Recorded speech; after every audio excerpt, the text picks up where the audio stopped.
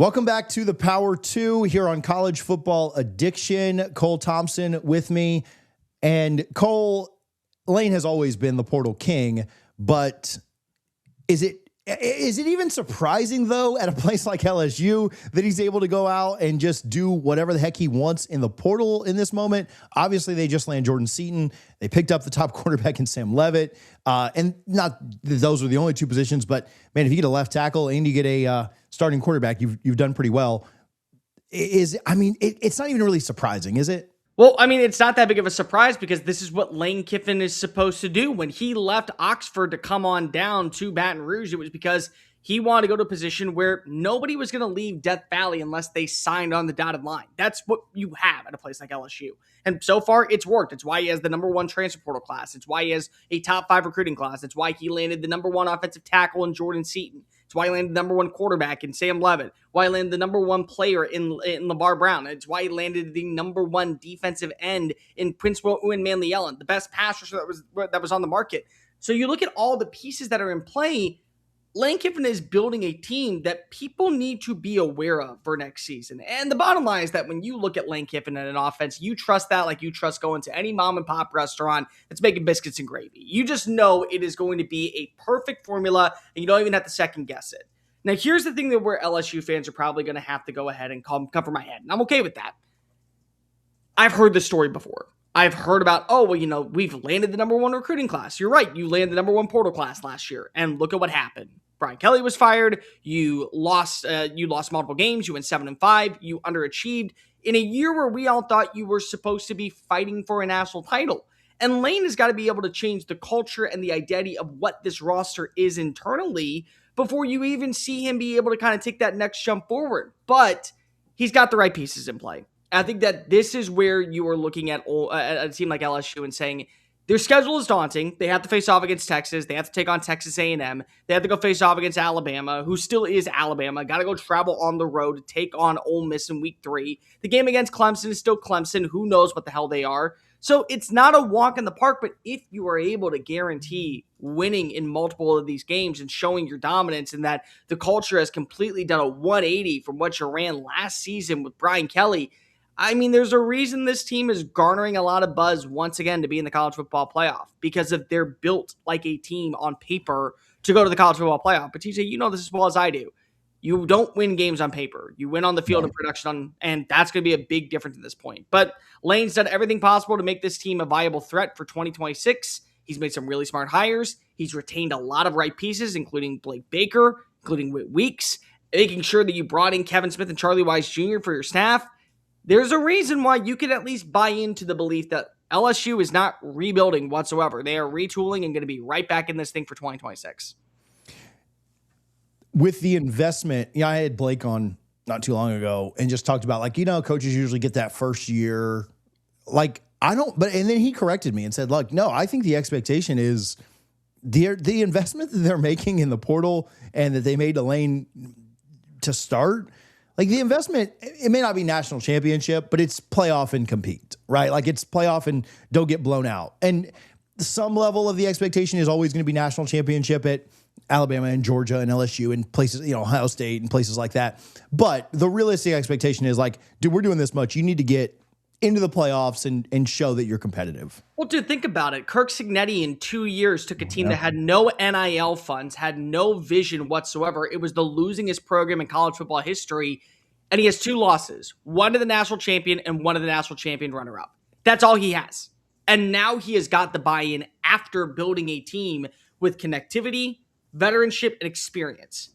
Lane is getting all of the resources because of what he accomplished at a different school, what he was able to build while at Ole Miss, while beating LSU at Ole Miss on multiple occasions. So when you do something like that, and they're willing to put their money where their mouth is, you don't have a 12-month period to kind of get your ducks in a row and fix a couple of things that you thought were broken behind closed doors. No, you're doing that while competing immediately. And they're investing a lot of money into this roster to once again be in the college football playoff. And it's interesting because I have people coming at me saying, hey, you have them going 9-3. That's a joke. Why would you have them going 9-3? Because it's a rebuilding year, but the bottom line is that no, it isn't. And that's not going to be the case for anyone down at LSU. they expect to be a 10-win team. They expect to be fighting for a spot in Atlanta. They expect to be in the college football playoff.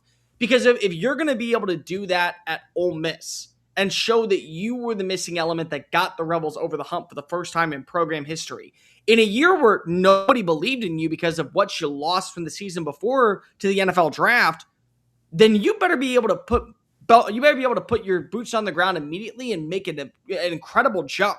And you know what? I don't think it's that far of an expectation because of what resources you are able to have. LSU spends money like no one's business because they know that they can afford to spend money like no one's business. But when you spend that money, you have a little bit of a higher standard. And it's why a place like Indiana, Kirk Cignetti may never want to leave Bloomington, because why would I want the bigger challenge when I can get paid a lot of money to stick around where there's realistic goals? Lane took on the price of going to LSU and leaving Ole Miss, where he would have been crowned a king year in and year out for going 9-3. There's not going to be that standard at LSU. 8-4 puts you on the hot seat, and 7-5 gets you fired.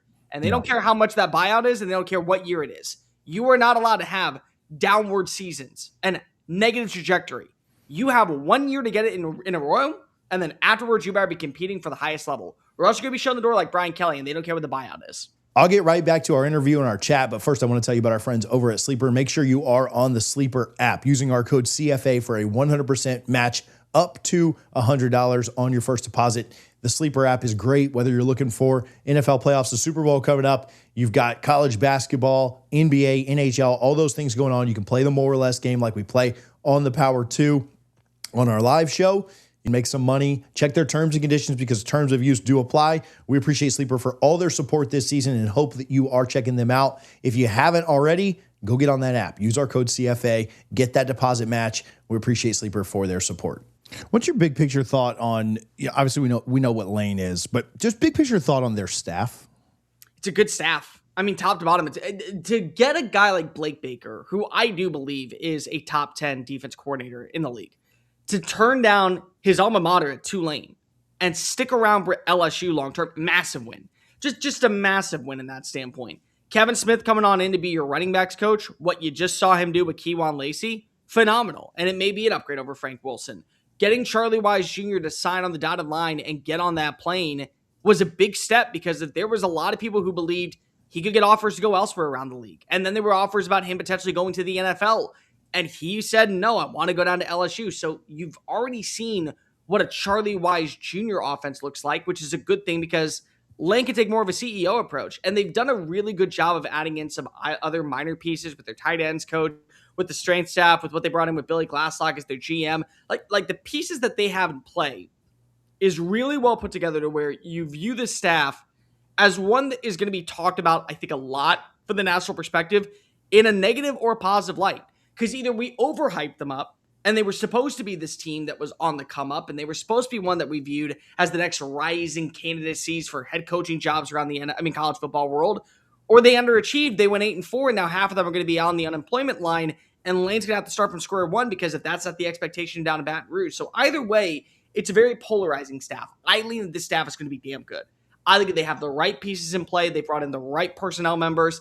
They did not lose out on players that they wanted in the portal. They made sure that every single person that they knew was a non-negotiable signed, sealed, delivered, and is now down in Death Valley practicing for what's going to be a week 1 showdown against Clemson. But at the same time, just because you look really good on paper does not mean that you're going to be able to pan on out when it comes to Saturday afternoons. They looked really good on paper this year. We thought they were a really good team after that Clemson game, and things fell apart quickly. Yeah. That Clemson game is one that is very intriguing to start the year. I'm not super high on Clemson. I know a lot of people are not right now, but if they go out and handle business against a premier opponent to start the year and finally win a game to start the year, for the second year in a row, they did win that first one, then I think doesn't that get lost? That almost gets lost, that they lost all those games in a row. The year they finally win one, Brian Kelly gets fired. The year where you don't go 10 plus because of you get the bowl victory is the year that you beat Clemson and you end up losing your job. Nobody would have expected that. In South Carolina. By the way, let's just throw this out here, TJ. In the year where your defense, which had been a liability, was the backbone of your team, an offense that had a 4,000-yard passer struggled once again to find any consistency. And you did not get that jump offensively that you expected, the way that we did with Jaden Daniels and Joe Burrow. Like, that's just weird to think of when you look at the grand scheme of what LSU has been known for underneath the Brian Kelly era. Oh, defense finally decided to show it up, but I left my offense back in Clemson. Like, that was it. Yeah. You can follow him on social media at Mr. Cole Thompson. Check him out on the SEC Unfiltered YouTube page and channel here on YouTube. And then also on the Power 2 on College Football Addiction. Cole, thanks for hanging out, bud. Anytime, bud.